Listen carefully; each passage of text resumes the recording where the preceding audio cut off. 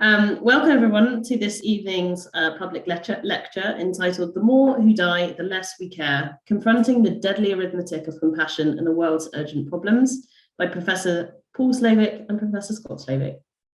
This event is hosted by the Centre for the Study of Existential Risk, which is an interdisciplinary research centre within the University of Cambridge, dedicated to the study and mitigation of risks that could lead to human extinction or civilization collapse.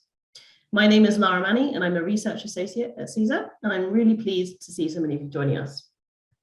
Before I introduce our speakers, just a few brief housekeeping notes. This meeting is being recorded, but participants can't be seen or heard, and we're going to upload the recording to our YouTube channel shortly after the seminar.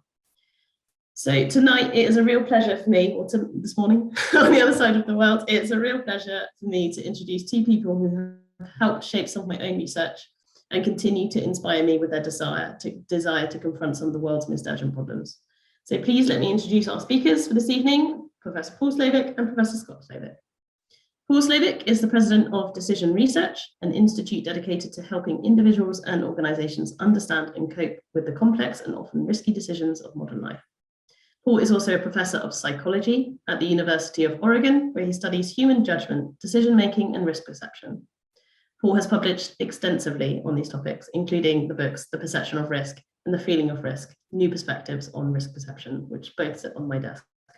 His most recent research examines psychic numbing and the failure to respond to global threats from genocide, climate change, pandemic disease, and nuclear war. Scott Slovic is University Distinguished Professor of Environmental Humanities at the University of Idaho. Scott is one of the key thinkers in the field of eco-criticism, serving as founding president of the Associate for the Study of Literature and the Environment, established in the mid-90s. Scott also served as the editor-in-chief of the Journal of Interdisciplinary Studies in Literature and the Environment from 1995 to 2020. Much of Scott's research focuses on how information is collected, communicated, and received in context of humanitarian and environmental crises. Scott also publishes extensively, having published over 300 articles, op-ed reviews, and is the editor, co-editor, and author of 27 books, including Going Away to Think, Engaging Retreat, and Eco-Critical Responsibility. Speaking of books, today's talk from Scott and Paul are based on their recent book, Numbers and Nerves, got my copy here, which is a collection of essays and interviews exploring the cognitive biases of why we fail to act in the face of large-scale humanitarian and environmental challenges.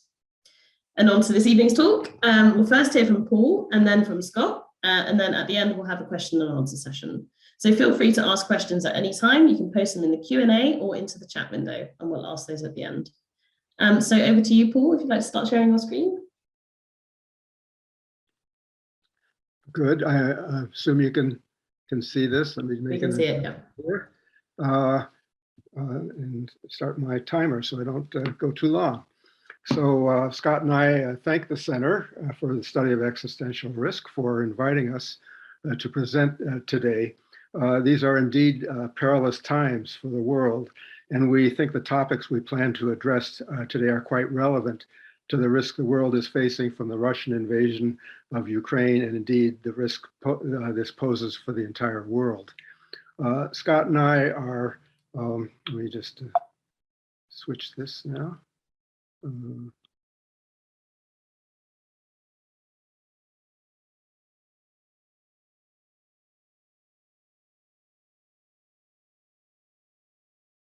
Paul, you've muted yourself. You're muted. Yeah, okay. I assume you can hear me now. Scott and I are mourning the recent death of my wife and his mother, Roz Slovic, and we dedicate today's presentation to her memory. She was an activist, as you can see in this photo. She's the person on the left, and she was a model and an inspiration to us. And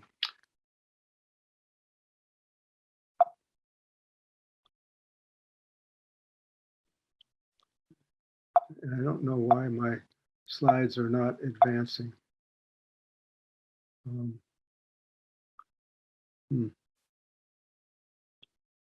Okay.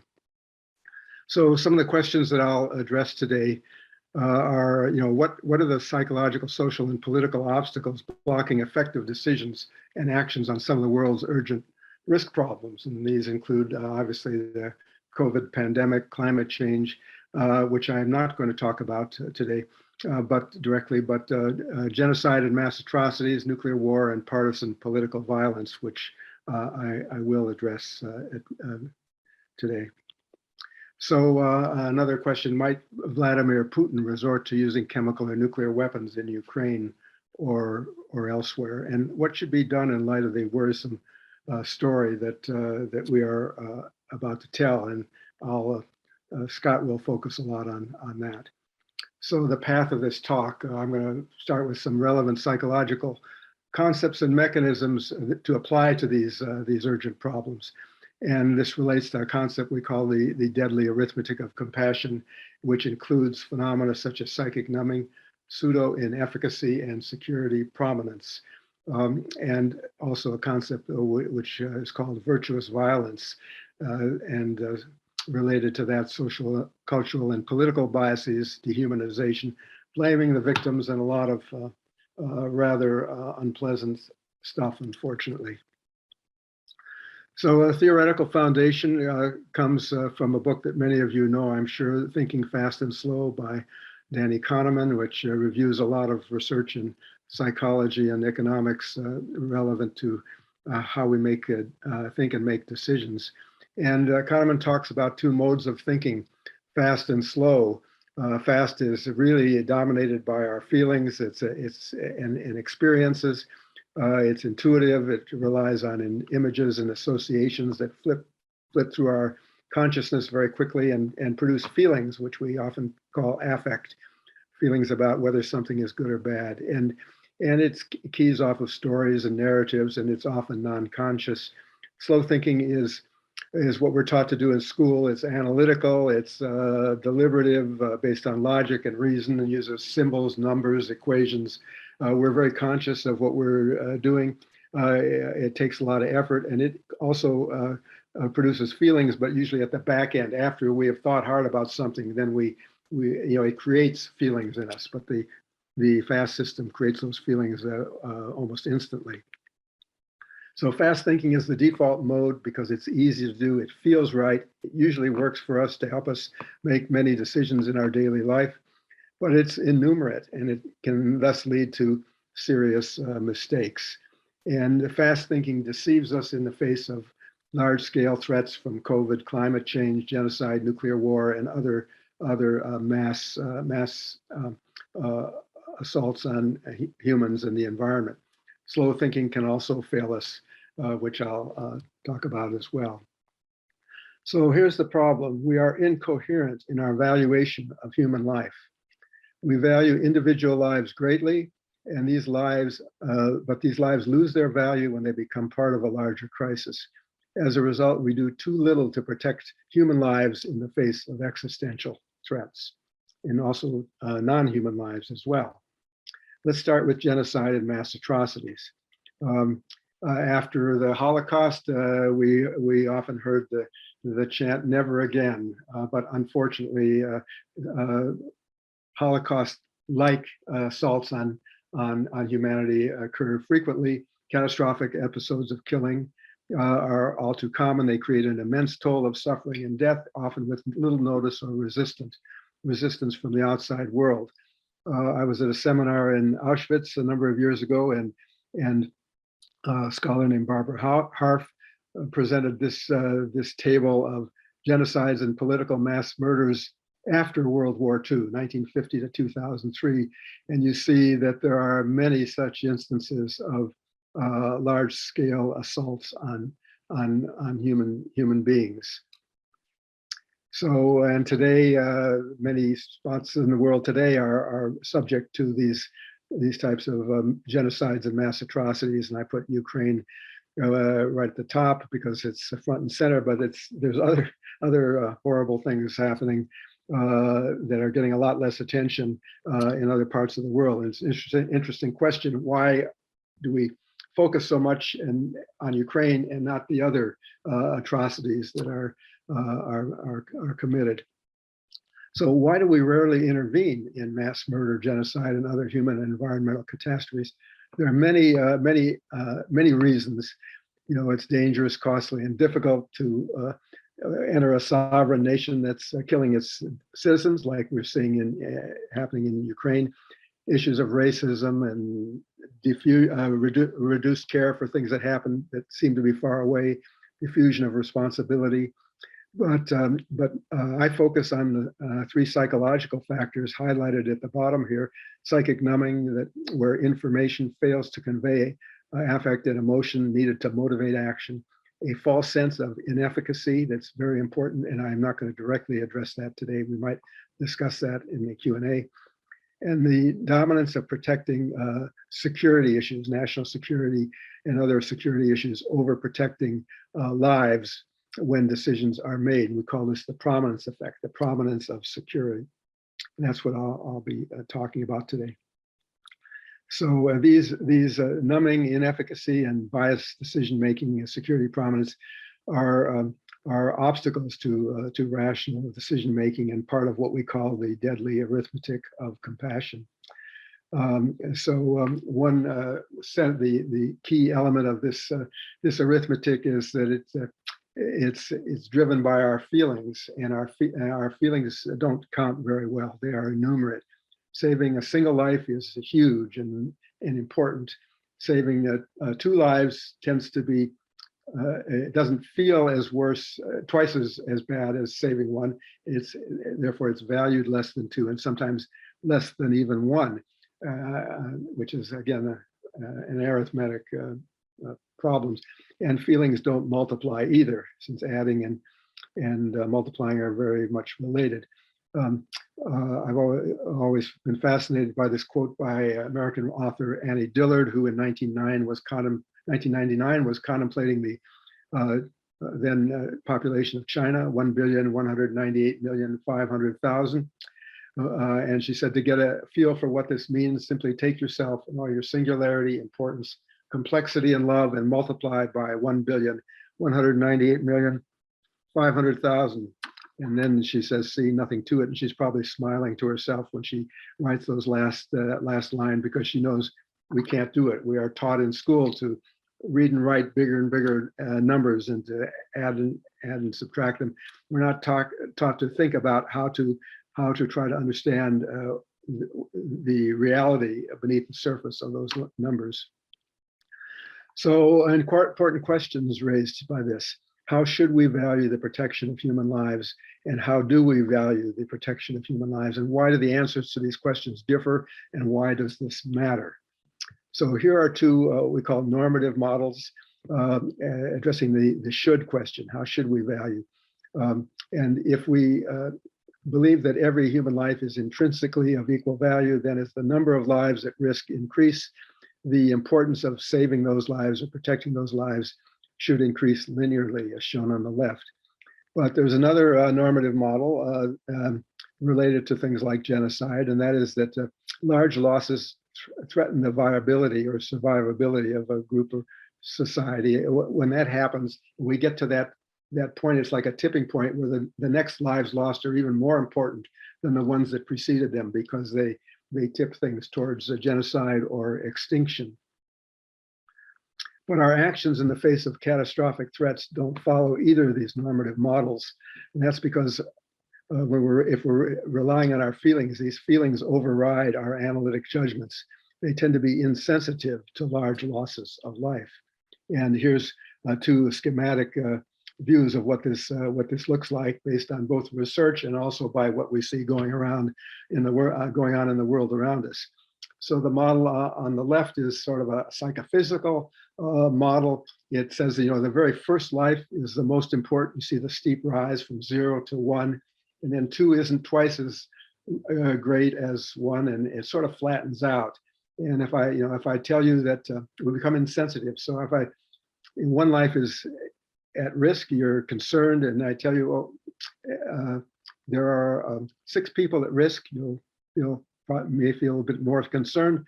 If I tell you, oh no, it's not 6, it's 7, you won't feel any different probably thinking about 7 lives than you do at 6. It very quickly our feelings become insensitive. And it's even worse than this, that often it's the case that as the number of lives increases, not only do we become insensitive, we actually become less sensitive. There's sort of a fading or collapse of feeling, and then and effort to protect.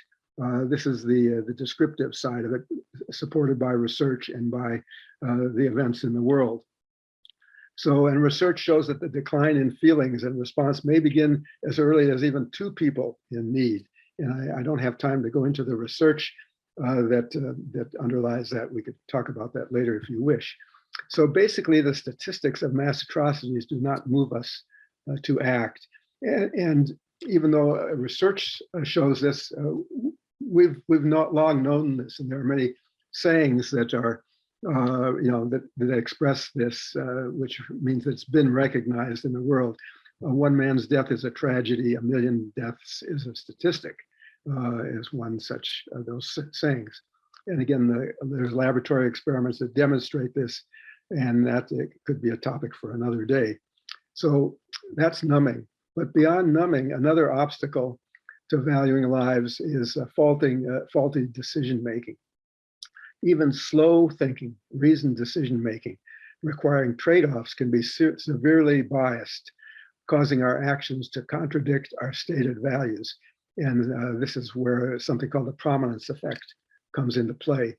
Now, there's a long history behind this idea, which I don't have time to go into, but it actually begins with a failed experiment I did in 1961, and it didn't publish till 1975 because I didn't believe the results, and it showed that choices are determined by mechanisms that are easy to explain and justify to others, and that something called the more important dimension effect, where if you have conflicting objectives or values, but one is sort of intrinsically more important, then that dominates the choice, no matter how much the other dimension is increased.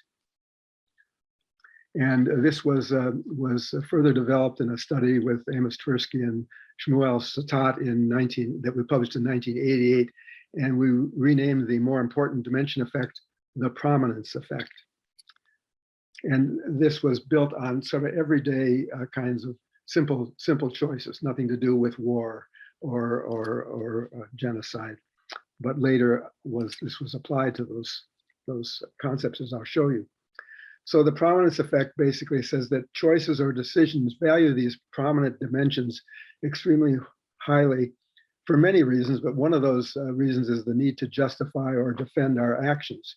So if you think about what your values really are, and you talk about them, you don't usually have to require justification. I mean, people say, okay, this is what you value, okay. But if you make a choice, you often have to justify your decisions to yourself and to others. And there the element of justification comes in and leads to a focus on some values that are not necessarily your highest values. And as a result, there may be a disconnect between what we say our values are and the values revealed by our actions. So, and one of the key elements that makes something prominent is related to various aspects of security. And so, for example, for governments and their leaders, national security is prominent prominent value in today's world. Even strongly held humanitarian values that we state and often believe tend to decline or even collapse in decision making when they are perceived to conflict with security objectives. So what economists call the preferences or values revealed by our actions differ from our expressed preferences in many cases. So when humanitarian and life-saving and national security are thought to conflict, we do not intervene to prevent genocide or mass atrocities, no matter how many thousands or millions of lives hang in the balance. This is something we can observe in the world, and it's very much consistent with what laboratory studies show of how these trade-offs are made.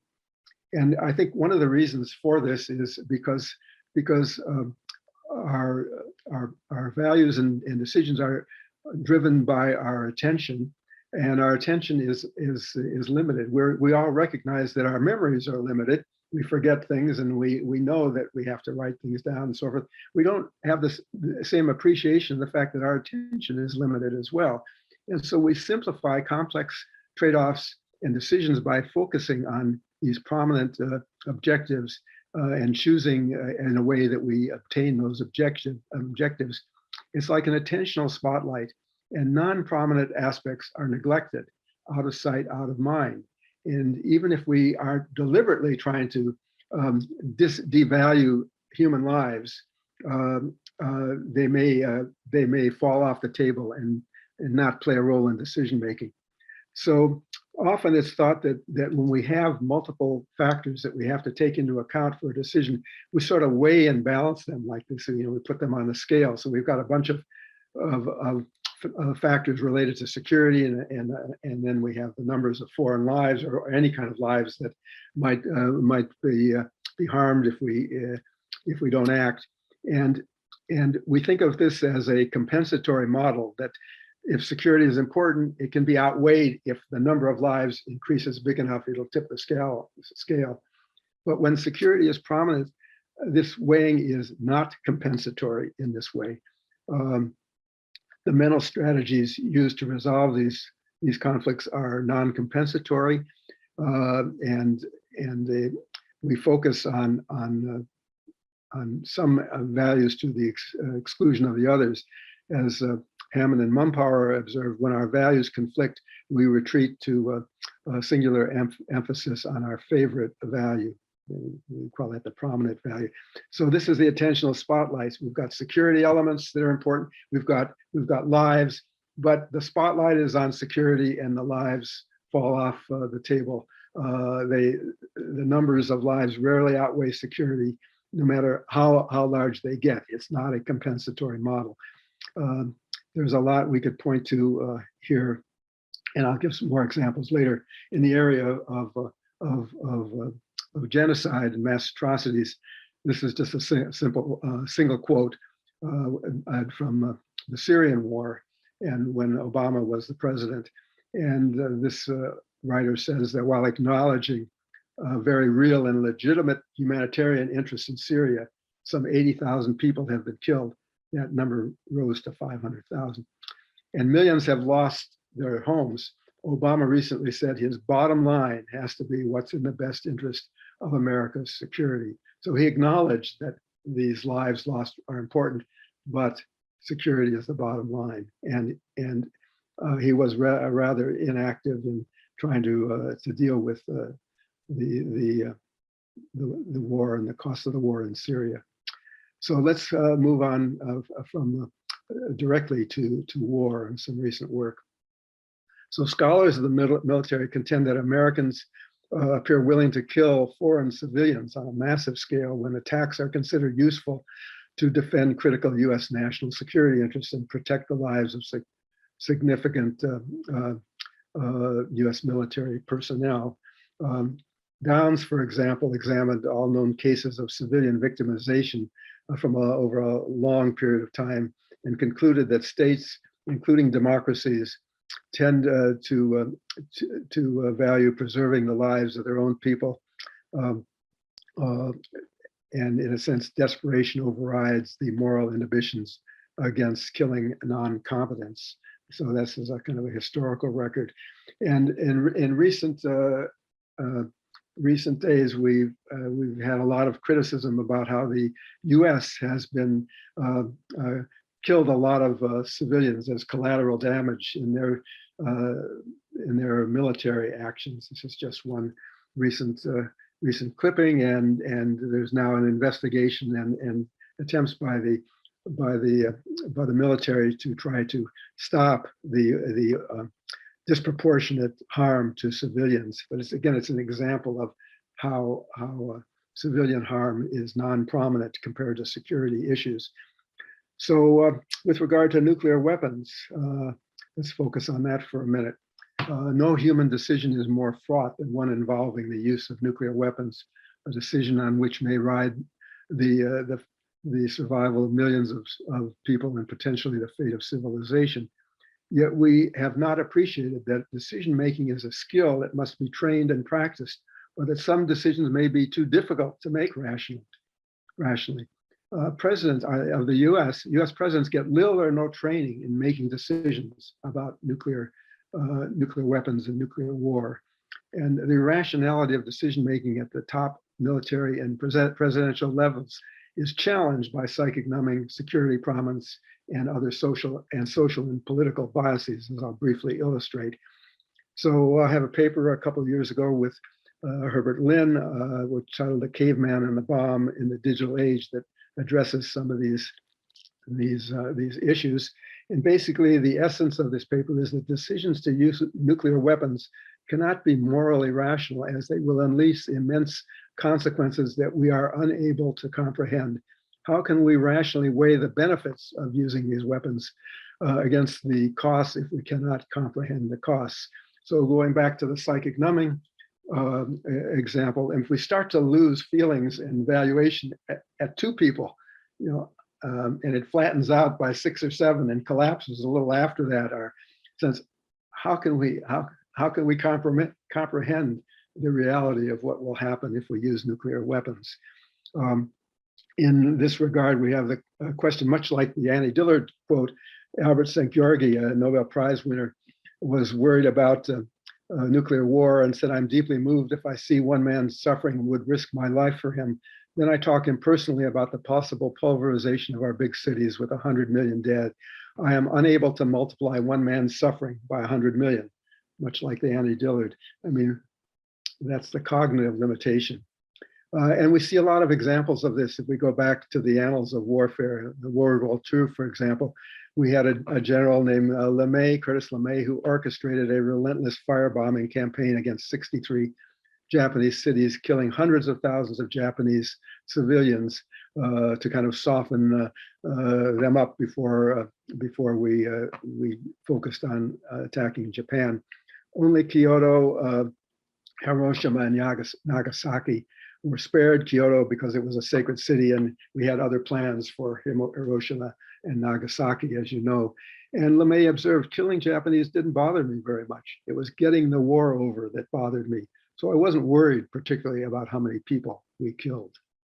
More recently, Daniel Ellsberg, who was a strategist who sat in the room with nuclear weapons planners, wrote a book about this, the Doomsday Machine. And he talks about listening to these planners lay out their targeting that were aimed at more than 600 million people in the Soviet Union and China, nuclear weapons, 100 holocausts, he said, and he was quite aghast at learning this. And the incoherence between the great importance of protecting individual lives and the acceptability of mass killing is brought home in the shock reaction of a proposal by a lawyer named Roger Fisher in 1981, that the secret code that the US president needs to initiate a nuclear attack be implanted near the heart of a person whose life would have to be sacrificed to begin the process of killing millions. People thought that was rather cruel and inhumane to kill a person to get those codes. It shows how difficult we have in trying to understand how to think about these issues. So the takeaway is that mass killing with nuclear weapons may arise from cognitive and social mechanisms such as numbing, compassion collapse, and other factors, all of which work to destroy feelings and understanding that would normally stop us from planning, executing, and tolerating inhumane acts. How can a decision to use a nuclear weapon be rational when we are numb to the destructive consequences and cannot comprehend the enormity of the resulting harm? That was, and then most recently, there's another turn to this. I've been talking about cognitive limitations. What about kind of social and political factors that are also problematic here? And we have a paper called Virtuous Violence from the War Room to Death Row from the 2020 that addresses this. And I'll just read the summary here from the instant how likely is it that someone would approve of using a nuclear weapon to kill millions of enemy civilians in the hope of ending a ground war that threatens thousands of American troops? Ask them how they feel about prosecuting immigrants, banning abortion, supporting the death penalty, and protecting gun rights, and you'll know. This is the finding from the national surveys in which we measured support for punitive domestic regulations and policies across these four seemingly unrelated issues, and a fifth using nuclear weapons. Basically, all of these attitudes in the American public are correlated with each other. And if a person likes to punish, supports punishing policies domestically, they also are far more likely to approve of the U.S. using nuclear weapons if our military is severely threatened. And we have survey work. Again, we see this playing out in the real world as well. So we looked at these and the surveys, the support for these various policies and a nuclear weapons scenario. Oops. Okay. So we found that they're tightly connected and politicized, and they all have in common a desire to punish others who one judges to be bad and thus deserving to be dealt with harshly. And this badness is the result of perceiving the other to be a dangerous enemy, intending harm to oneself or one's country, or a criminal, or murderer, or immoral, or a threat to one's social, cultural, and economic status. Now, punishers feel virtuous in supporting such harmful actions against the enemy others. And one question it raises, how can we ensure that these irrelevant punishing attitudes that might be held by a president do not influence his or her warfare decisions and use of nuclear weapons? And there was survey work by Sagan and Valentino that was very motivating for my colleagues and I to try to replicate what they found. And it based on a hypothetical scenario about a ground war with Iran. It's going badly for the US. There's a potential that the US might lose 20,000 troops if we continue the ground war. We'll eventually win the war, but we might lose 20,000 troops. And the question then, well, here's the gist of the scenario. And the US is considering dropping a nuclear bomb on Iran to end the war and protect US troops. And there's two conditions, one in which if we use the nuclear bomb, it would kill 100,000 civilians. And if another condition, 2 million conditions. Interesting, the level of support for the bomb was not at all different in these two conditions, showing, again, psychic numbing, 100,000, 2 million, equally supportive level. And so we ask, would you oppose or support a decision by the government to use nuclear weapons to end this war and protect the troops? And then we asked them, do you favor or oppose the death penalty and other questions about abortion, gun control, and punishing immigrants? And here's one of the main results. It's a complicated figure, but basically this is the percentage of, this is a US national sample, percent who approve of using the nuclear weapons to end the war as a function of whether they are Republicans or Democrats. So you see that a huge difference depending on your political orientation. 55% of Republicans approved of this, and only about 15% of Democrats. Also, if you self-identify as conservative, if you voted for Trump in the last election, you see a huge difference, individual difference based on political orientation. And then these are the other other policies. If you support the right to protect the right to own guns, if you're pro-gun, or if you're anti-abortion, or if you're anti-immigrant, or you favor the death penalty, you see far more support for the use of nuclear weapons than if you have opposite views there. So you see that these political and social attitudes are very predictive of the response.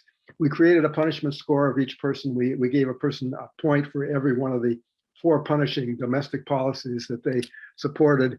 And then we use that to see how that would predict nuclear weapons use. And you see that the score could be from 0 to 4. And you see the linear increase. The more you like to punish people, you support punishing people, who you don't like for various reasons domestically, the more likely you are to support the use of nuclear weapons against enemy civilians. Republicans and Democrats greatly differ in their punishment score. All the high punishment scores are Republicans, and also linked to high punishment was linked to voting for Donald Trump. So we call this virtuous violence. Those surveyed who approved of mass killing of civilians felt that they felt distant towards victims, they dehumanized them. They believed also that the killing is ethical and the victims were to blame the killing, therefore violence was perceived to be virtuous. This links to an important book by Fisk and Rye from 2014 that discussed virtuous violence in more personal and domestic situations. It's very relevant to what we see in the world and what we've seen politically in this country in the last administration, where cruelty was at the center of what this administration stood for, and yet it was couched in in virtue, as this famous picture of our president shows. And certainly those who stormed our Capitol on January 6th of 2021 believed that they were being virtuous in trying to overthrow an evil government. And it raised the question, how can we allow a single person, a president of the United States, to have absolute authority to launch nuclear weapons? Why don't we change that system and may also eliminate these weapons? And I would say that we could, as we see Putin's violence is perceived to be virtuous and reflects psychic numbing and security prominence. And here's a commentator who says, what should we think of the perpetual sense of victimhood that allows the Russian president to artificially create situations in which Russia appears to humiliated and insulted and threatened by Ukraine? Are these the actions of a rational leader? And so forth. So this is certainly security prominence and virtuous violence being played out before our eyes, and we're all facing this question as well at present.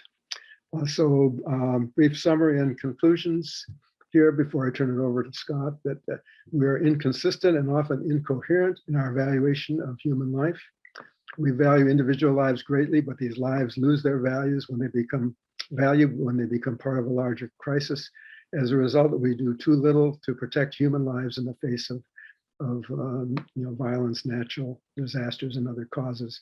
And non-relevant social political biases combined with these other factors, it may create support for decisions and policies that devalue the lives of millions. Understanding the strengths and weaknesses of our feelings and reasoning processes is necessary first step towards valuing the lives humanely and improving decisions. And I'm right at 35 minutes, and I will turn this over now to Scott, who will solve these simple problems for us. And I'll stop sharing my screen. Okay, Scott. Thank you. Oops. Okay. Stop sharing. Okay, got it. Okay, let me then start to share.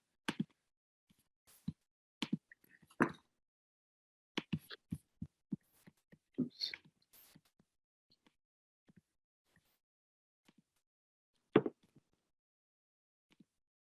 Great.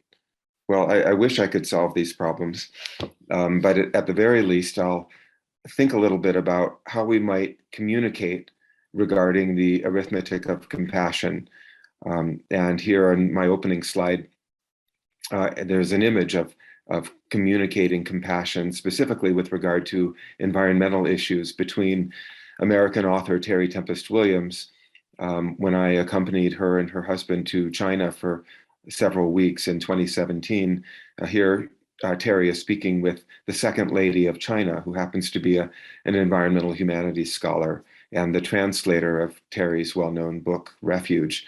And Terry, a particularly compassionate and eloquent speaker, is speaking to one of the premier figures in Chinese society. In fact, her husband is the premier Li Keqiang of China regarding issues related to the environment. This is literally what communication of compassion looks like.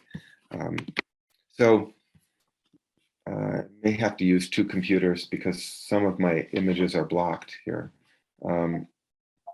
So just a second.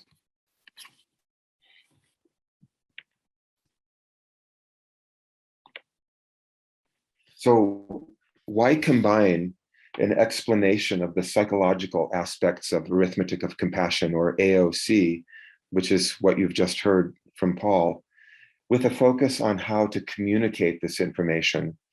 And can we use an understanding of the cognitive processes of AOC to improve communication efforts when it comes to various forms of humanitarian and environmental crisis, many of which I would say fall into the category of existential risk?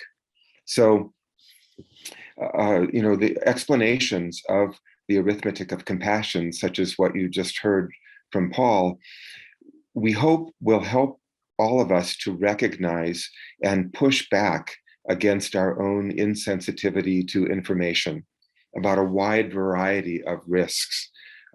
It's our belief that self-awareness and an understanding that all of us are susceptible to these psychological tendencies toward insensitivity will enable us to recognize when these insensitivities are happening and enable us to compensate against them, and perhaps deliberate rather than merely allowing the emotional tendencies, the system one feelings, to dominate our perception of risk and our decisions. Also, inherent in the psychological understanding that you heard in the first part of this lecture are various communication strategies, including singularity and the trans-scalar imaginary. In other words, understanding that we are susceptible to numbness as numbers of people or other beings under threat increase, suggests to us the value of offering singular examples or individual stories.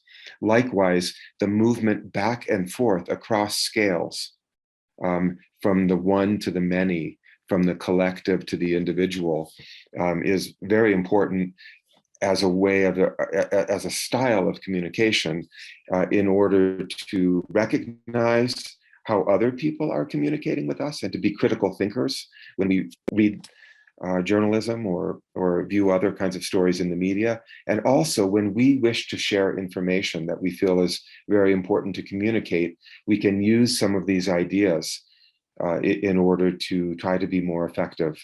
And in fact, some of my own conversations in recent years have been with journalists and editors about how to incorporate some of this psychological understanding into journalistic practice.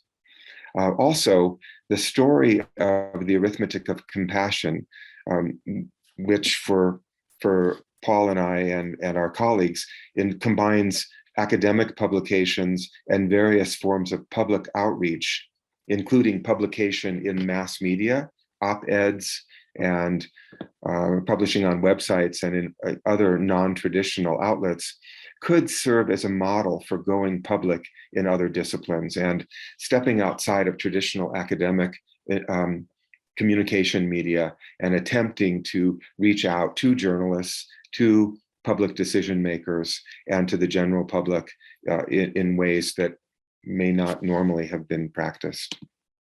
So many of the articles that you just heard about in Paul's talk originally appeared in journals or other traditional academic outlets. But as he was saying before we started our talk today, we spent about a decade mulling over the possibility of producing a book that collected our articles and other relevant materials. And in 2015, we published Numbers and Nerves, Information, Emotion, and Meaning in a World of Data, which is structured in three parts. The first, focusing on social and psychological perspectives. the more technical material related to the psychology of arithmetic of compassion. The second part emphasizes communication, what we call narrative, analytical, and visual strategies for prompting, sensitivity, and meaning.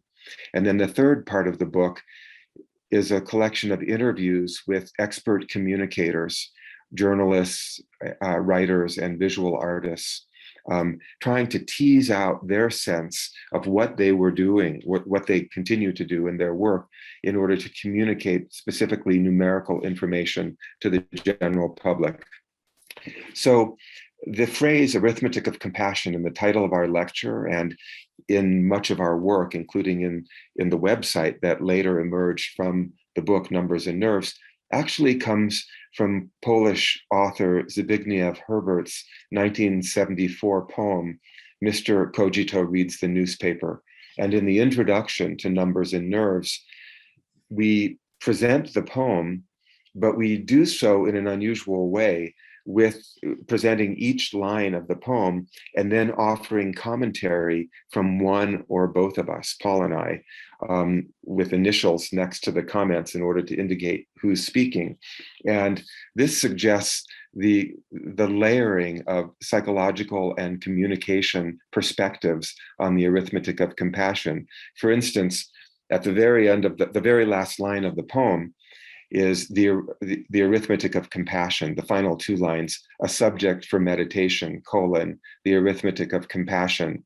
And Paul wrote, the arithmetic of compassion doesn't follow the rational calculus of arithmetic unless you free yourself from fast, shallow impressions and think carefully about the reality of the event.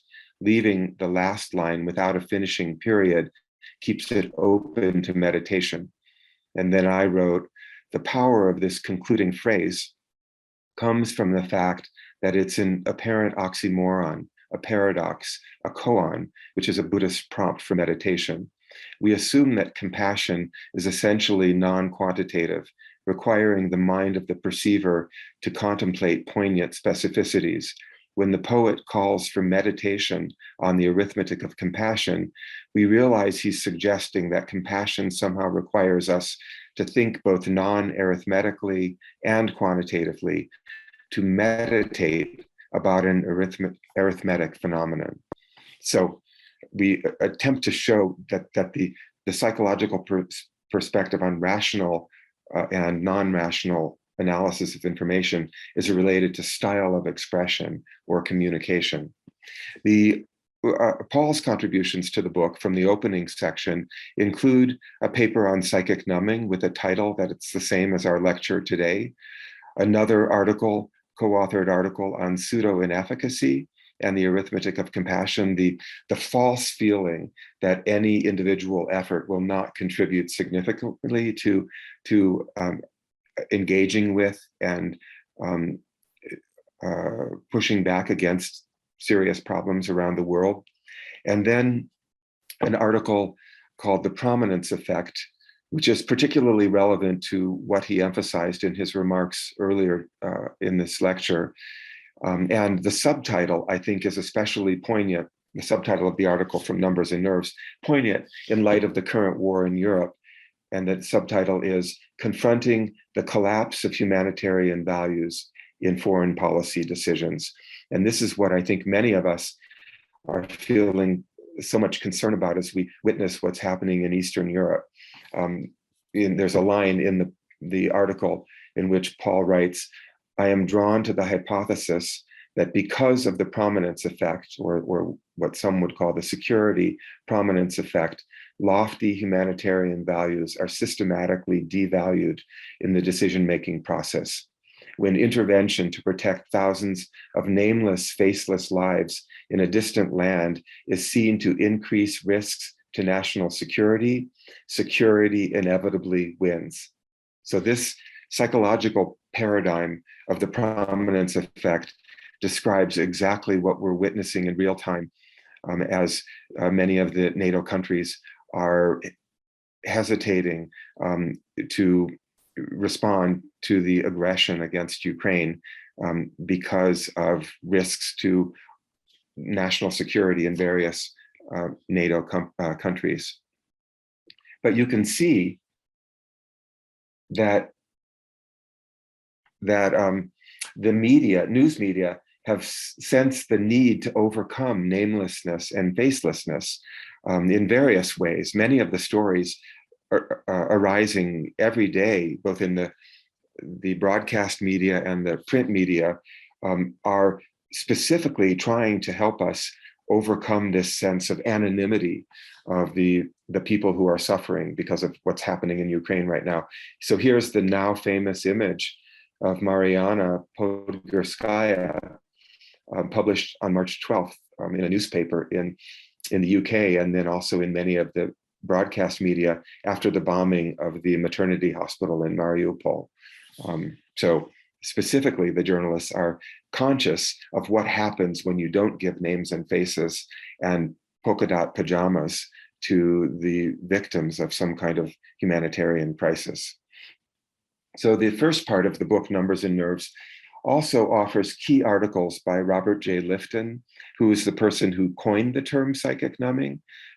There's a lot of recent research on the problems associated with psychic numbing, and which demonstrates our inability to respond to large-scale information. But when Lifton developed his approach to psychic numbing initially in the 1960s, he was recognizing that a type of numbing occurred after a cataclysmic event, such as the use of an atomic bomb, which enabled survivors to keep living, to deal with that trauma, because they numbed themselves to the immensity and difficulty of processing what had just occurred. However, psychic numbing, we now recognize, is also deeply problematic because we're inundated with information, often about large-scale ecological and humanitarian events, and we don't adequately respond to it. We turn off, we become insensitive. And that's what Lifton and his co-author, Greg Mitchell, are writing about in this article. Likewise, there's a piece in that opening section of Numbers and Nerves by public health leader Paul Farmer, thinking about epidemic disease and how we respond to numerical information in that context, which is particularly relevant, I would say, to the pandemic that we're still experiencing. The second part of the book turns to examples and explanations of communication strategies by journalists, scholars, and literary essayists, ranging from New York Times columnist Nicholas Kristof to an environmental humanities scholar like me. And other contributors include Annie Dillard, the article from which we took the epigraph that Paul discussed earlier about trying to calculate the meaning of the population in China, and then work by Terry Tempest Williams, Bill McKibben, Rick Bass, and landscape architect Kenneth Helfand, thinking about the way we often display visually and physically in landscapes memorials to try to help us feel the meaning of World War I or the invasion of Iraq in the early 2000s and so forth. So how do we overcome the psychological tendencies toward insensitivity and inaction that Paul was discussing in the first part of this lecture? Well, one approach is simply to communicate multidimensionally. This is the argument of numerical communication expert Edward Tufte, that we need to bring into play multiple dimensions, not only abstract overviews and numerical information, but the use of images, actual visual images or verbal images, storytelling, various ways of personalizing the individuals who are associated with the events or experiences that people are trying to describe. And then also by understanding the psychological processes by which we respond to information. And that goes back to what I said in my opening or my second slide, that if we can recognize these tendencies in ourselves, we can act upon those tendencies and sometimes overcome those tendencies or sidestep them in order to try to think more clearly about the phenomena we're experiencing.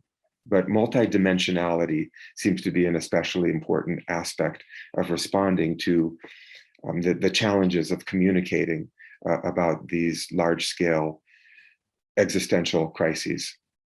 However, most of us are tragically incapable of converting the kind of moral angst that we might feel when we're thinking about the phenomena that are truly of concern to us in the world, converting that to moral action.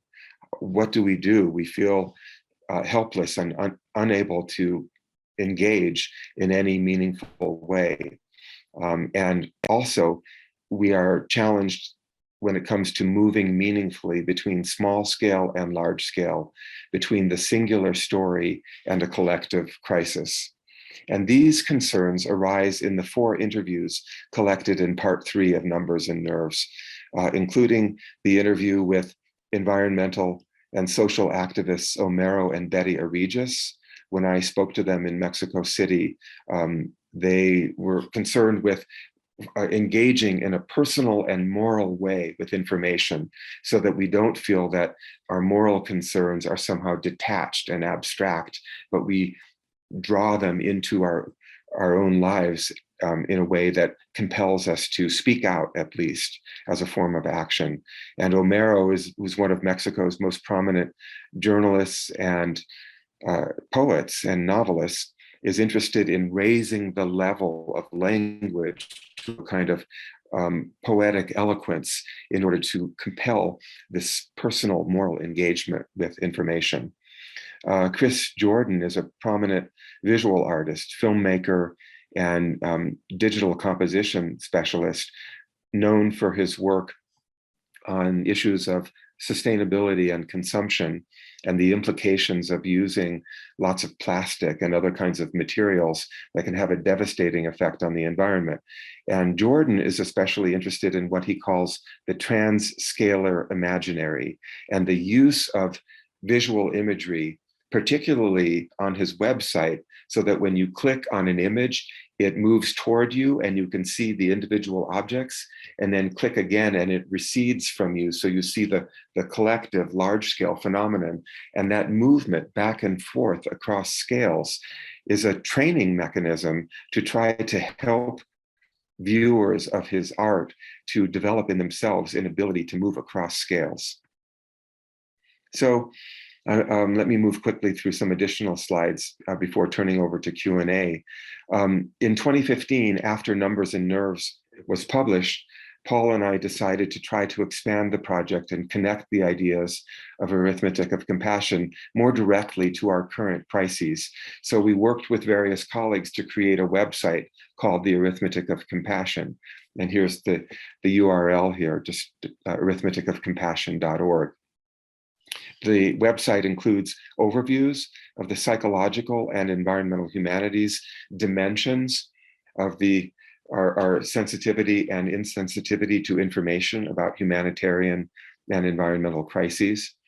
One of the themes developed in the environmental humanities part of the website is the idea of slow violence, which is the phrase offered by Rob Nixon in his 2011 book, Slow Violence and the Environmentalism of the Poor. And Nixon is particularly concerned with the idea that we need to engage with not just with fast, spectacular violence, but with a violence that is neither spectacular nor instantaneous, but rather incremental and accretive. Its calamitous repercussions playing out across a range of temporal scales. And this concept of slow violence, which is relevant to warfare or genocidal incidents that may occur over the course of weeks or months or years, and also to extinction, the loss of biodiversity, the spread of toxins in the environment. Slow violence has become an extremely potent idea within the environmental humanities, and it's directly relevant to some of the psychological paradigms of the arithmetic of compassion.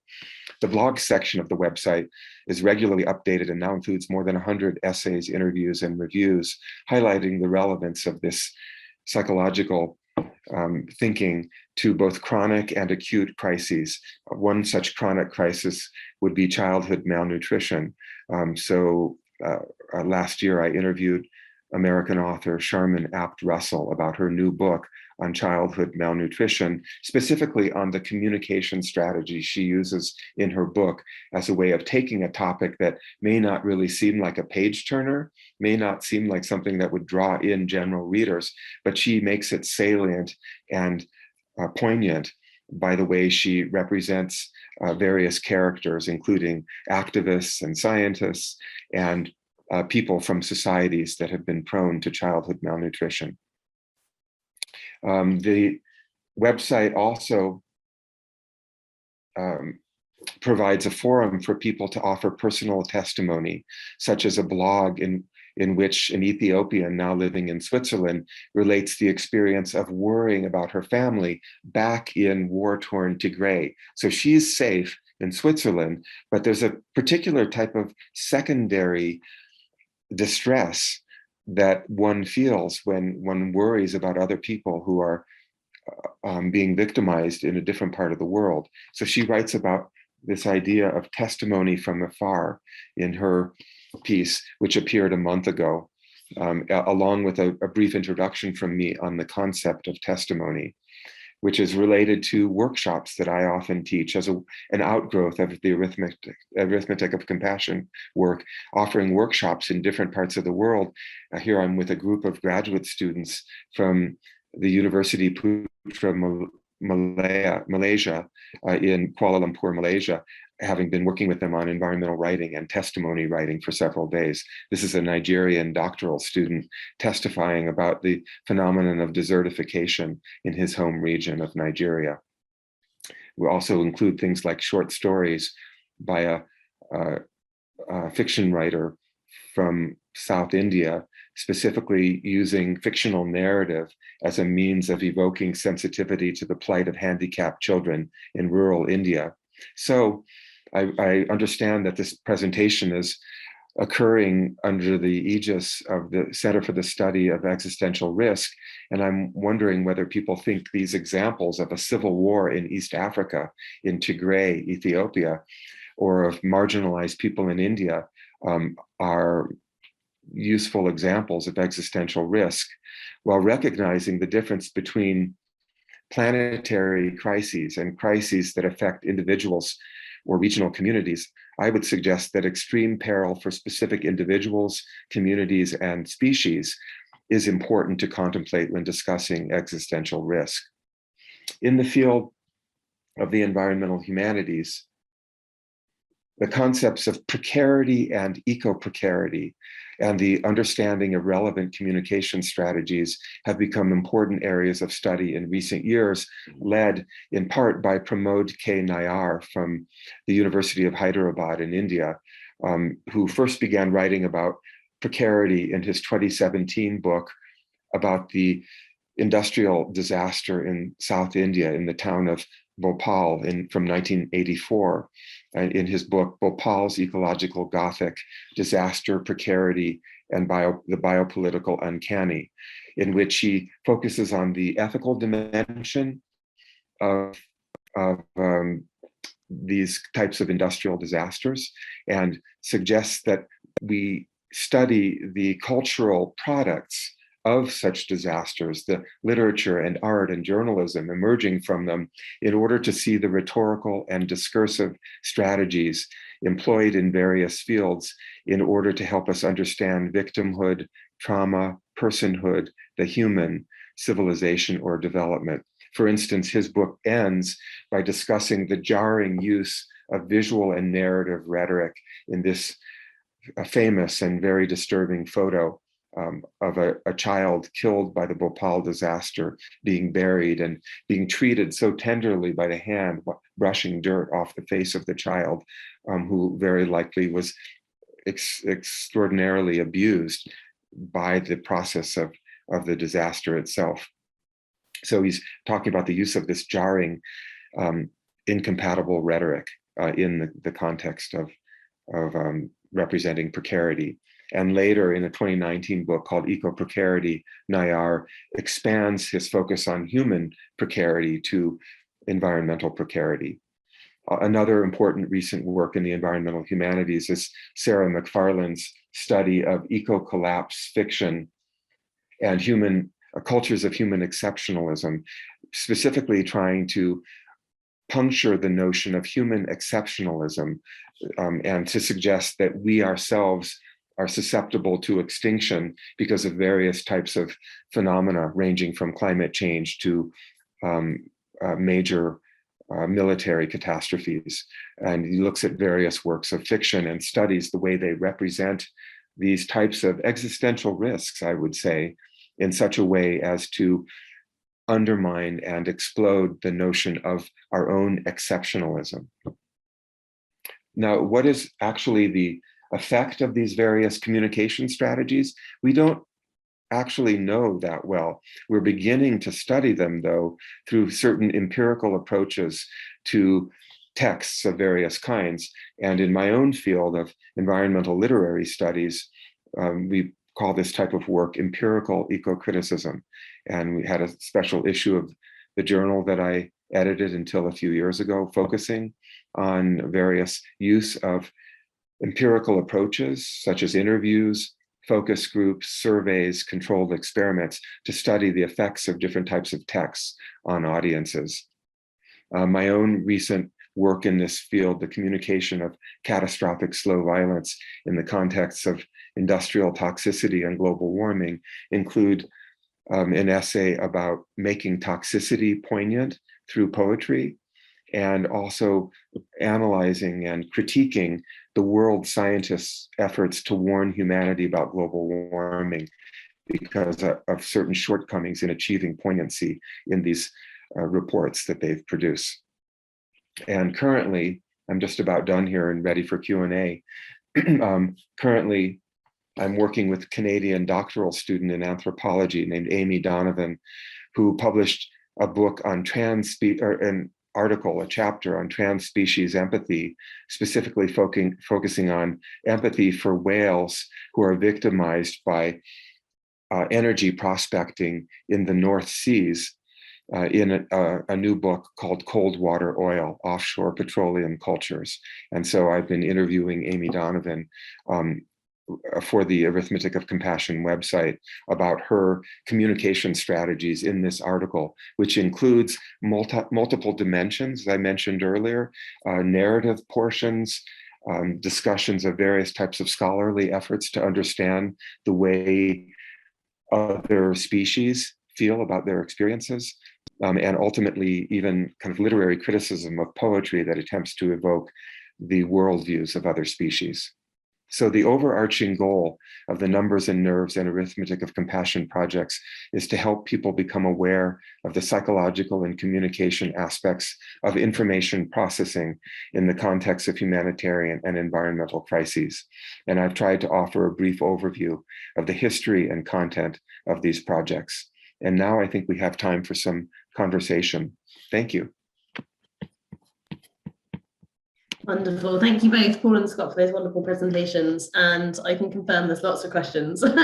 So if you have questions for Paul or Scott, please write them into the Q&A and we'll hopefully get through most of those. So I'll start with the first one, which is from McGregor Cox, which says, preventing genocide itself often requires or leads to much death and suffering itself. How can we motivate continued intervention when intervention often feels like it went wrong?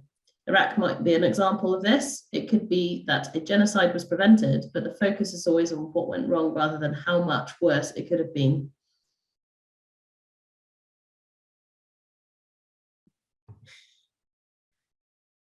Any thoughts there, Paul? You're muted, yeah. Do you want to go? You're muted. Yeah, it's a good question, and I think that there's no simple answer to that. I think the reality is that we pay too little to the signs of impending genocide or the development. And genocide doesn't just happen instantly out of the blue.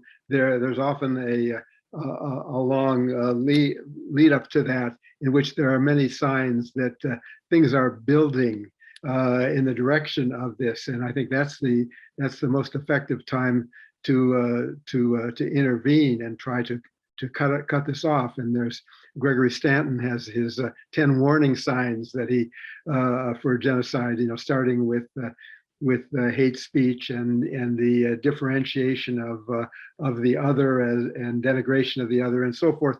And I think that's a very important. On the other hand, we have to recognize that if we don't even intervene when genocide is happening, that it's hard to get people or nations or organizations to intervene when it hasn't happened yet. So, and that points to the role of institutions and laws and organizations that are dedicated to combating genocides and mass atrocities with the same importance that is given to helping individuals in distress. So, and we've seen that for example, we thought the UN would be such an organization, and it has been impotent because of problems in the structure and the makeup of the Security Council and so forth. We thought that the Genocide Convention, a framework there would be powerful, and it's not. So we need new laws and institutions, to support organizations in focusing on genocide. And I'm talking too much, but I'll just be quite. I've been struck by the intensity with which certain organizations protect the well-being of animals. Like the animal welfare movement and groups like PETA and so forth, aggressively protecting the rights of animals. We need those kind of organizations to protect aggressively the rights of human beings.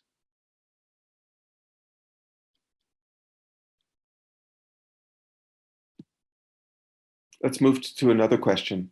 Sure.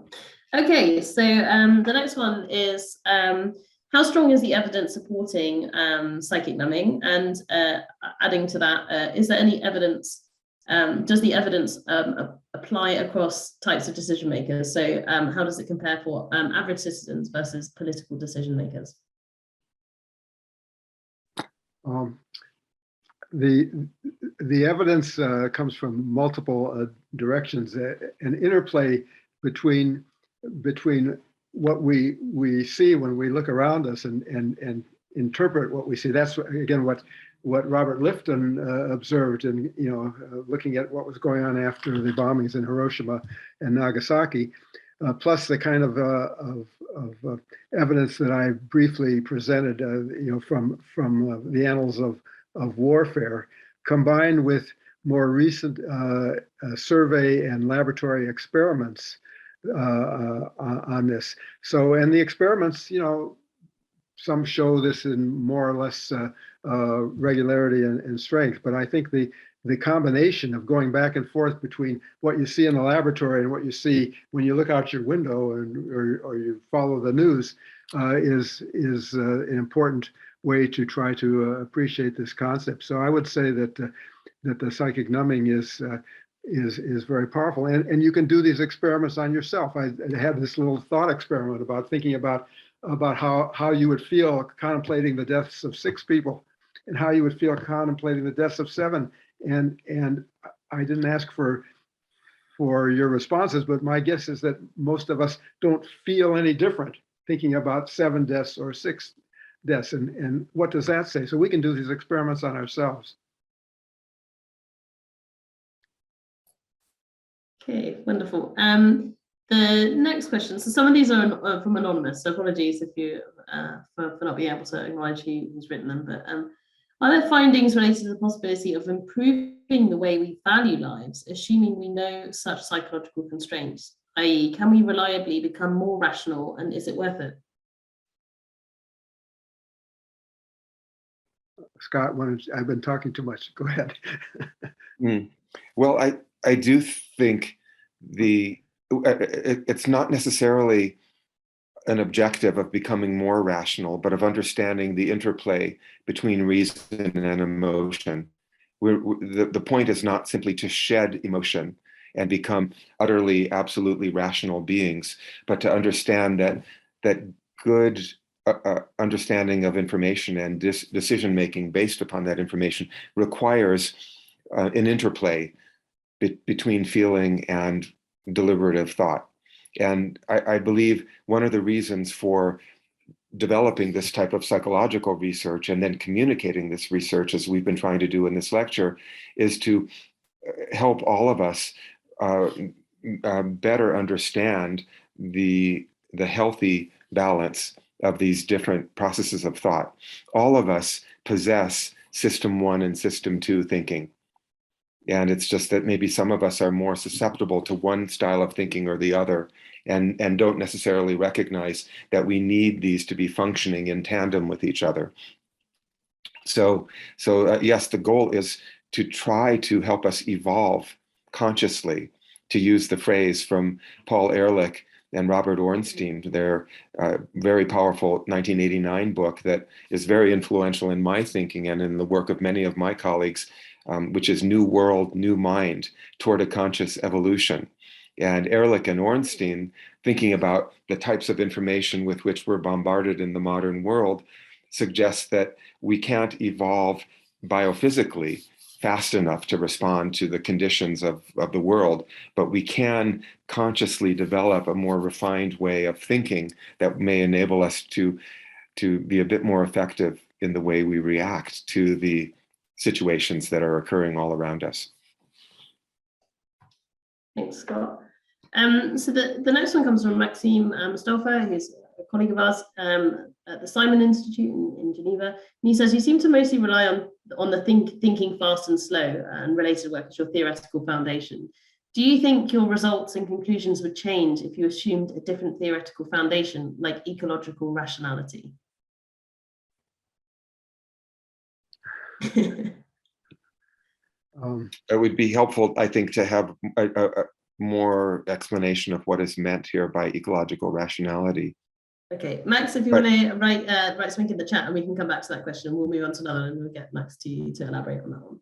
Okay, so do you expect support for sanctioning Russian citizens to be correlated to the support for other punishing actions? What would you repeat that, please, Laura? Do you expect support for sanctioning Russian citizens to be correlated to the support for other punishing actions? So I guess this is related to your graphs about showing people's support for internal kind of the virtuous violence. Yeah, that's it, virtuous violence. Yeah. I would expect so. Yes. I think it'd be highly correlated here. That sure. And just on the virtuous violence, I had a question. It's a facilitator's privilege here, which is on can we nearly reverse use virtuous violence in if you can understand the links by which people are correlated to their political or ideologies in terms of punishment. Can we nearly reverse it to try to encourage good or positive action?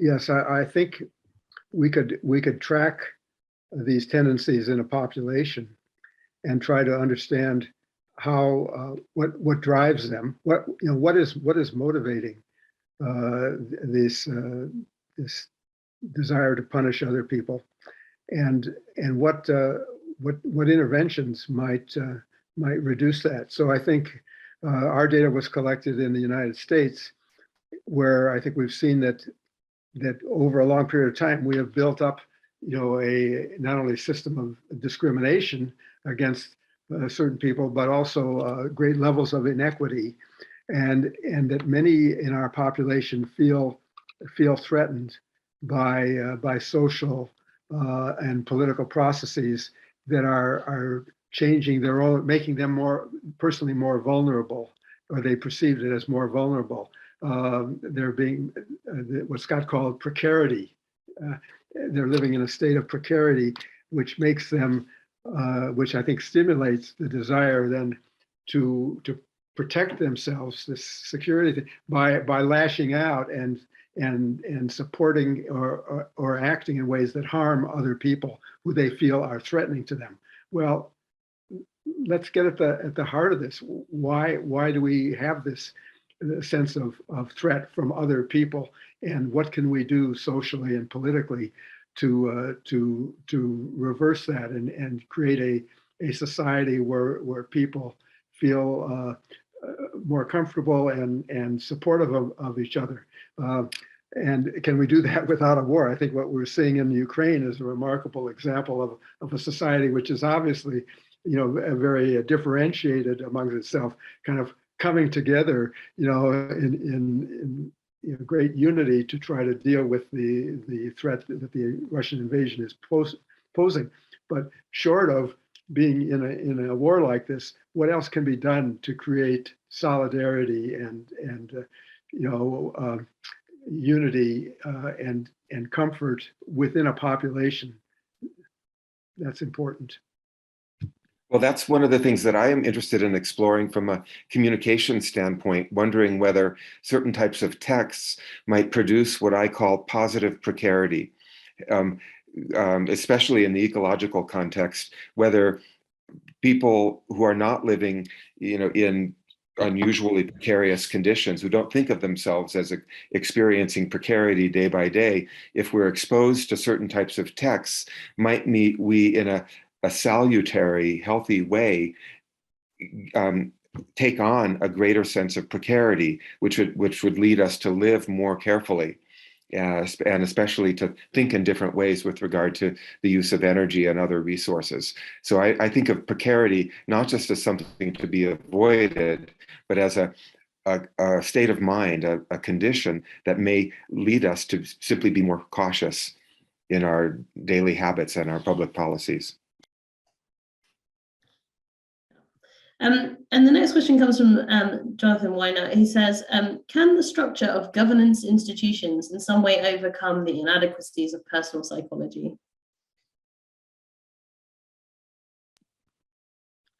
I think that governance and institutional structures that should be guided by an understanding of human psychological and social behavior, so that they can be made to work in a synergistic way to benefit people, so that you can have governance structures that, if they ignore the way people perceive risk, for example, or treat people as ignorant or irrational in their perceptions of risk, then you set up a governance structure that is, very, very much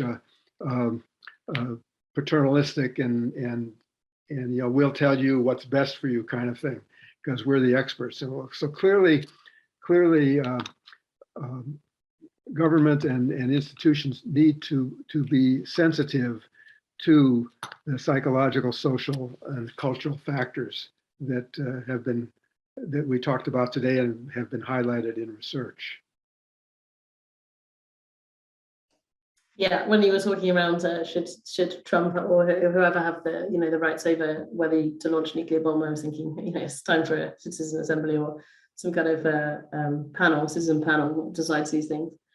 Okay, so we have how can we capture people who, we're just on the final, we've got 3 minutes left, so we'll take one more question and then we'll, there's lots in the chat though, so feel free to keep browsing through those as well. We'll do that. How can we capture people who are skeptical, e.g. conspiracy theorists, that could be vulnerable during disasters because of not trusting information?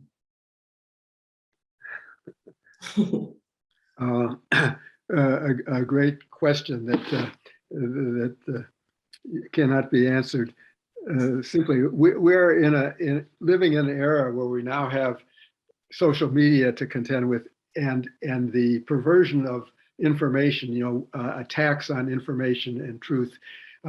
This is a very problematic, I think, for our future as a society, as we've been seeing, and we need to. I don't think we fully know how to deal with information and disinformation. I'll say just one thing is the question is, well, why do people believe these outlandish theories? Do they really think they're true? And is it a matter of truth or falsity? Well, I think in part, truthfulness is not the point of these theories. That often these theories are mechanisms for creating common feelings and solidarity within a group of people towards a common enemy. So if you're talking about someone like in the U.S. Hillary Clinton, who a certain group of our population disliked intensely, well, these stories, which are outlandish, are really just meant to share to share your common dislike of Hillary. It's not a matter of truthfulness. So we have to better understand what is underlying these conspiracy theories, and I think we've got some work to do in that regard to understand them in order to try to deal with it. But it is a serious problem. Can I just very briefly jump in before the end? I would say the susceptibility to fake news and mistrust of information shows the importance of developing the public's critical thinking skills. And I think this is the responsibility to some extent of the educational system, including higher education. And I think we need more and more courses and more research on how to train people to think critically, to receive information, to analyze it, and not just to be utterly skeptical and to reject all kinds of information, but to, I would say, be appropriately skeptical and to ask certain questions about where the information came from and what we should do with it. So it shows the importance of information studies as something to train society to deal with, and also as a field of research for universities. Yeah, I wrote that. I was thinking about that when we were talking around sensitization and getting people kind of prepared to deal with these risks. Scott, I want to ask you one last question. So sorry, we're going to run just a couple of minutes over, but I thought this was a good one. Is it a worry that the techniques that you described, for example, showing photos of faces, is it possible to then have the opposite effect and instead control the narrative to make people choose one face over 100 nameless victims? So that's something that is mentioned in Numbers and Myths. Yeah, well, I think it can always be slanted in that way, toward an individual who may not be representative of the larger group. I think it suggests that communicators, journalists, and others need to think very carefully about the faces and stories that they choose to include in their presentation of information. I think there's also, I've been thinking about this a lot lately with regard to the current war in Eastern Europe. There's a tendency or possibility of being numbed by too many individual stories. A cascade of one story after another can cause its own numbing effect, despite the individual faces and the individual narratives. And I need to think some more. I think all of us need to think more about how to present such information in a way so that the individualized stories are not themselves producing a different type of numbing effect. And this goes back to another question that I see in the chat box about scale.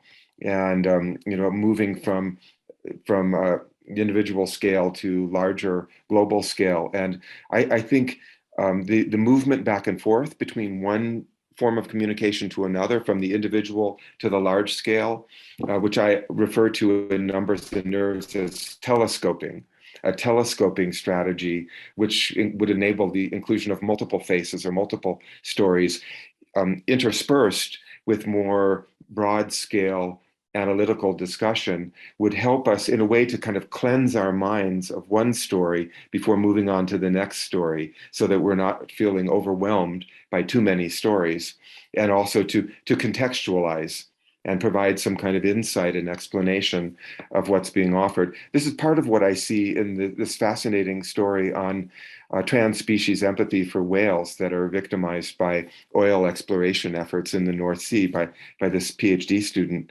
that I'm working with right now. And so this idea that moving back and forth between different dimensions of communication may somehow avoid the problem that you just mentioned in the question, Lara, that one individual story becomes the poster story for an entire issue, because we could move from one case study to another in a single piece of writing or other type of communication. And then also the use of different media, different styles of communication and analysis provide a multi-dimensional presentation of whatever the topic is that someone is trying to communicate. And again, this multidimensionality seems particularly important. That was a theme in my talk, and a lot of communication experts seem to highlight that importance. Wonderful. Thank you, Scott and Paul, for such a fantastic seminar this evening. Just so much thought-provoking things, and there's just a million questions that in the Q&A that we don't have time to ask you, but I'll tell you what, we're going to save those, and maybe we can send those over to you, and we can post it along with when we post up the video onto YouTube too. So yeah, just a final thank you to both Paul and Scott, and for those in attendance. We have more seminars coming up this year, so you can make sure that you subscribe to our newsletter, and that will get sent out on there. But otherwise, thank you so much for attending this evening, and we look forward to seeing you at the next event. Thank you so much, Paul and Scott.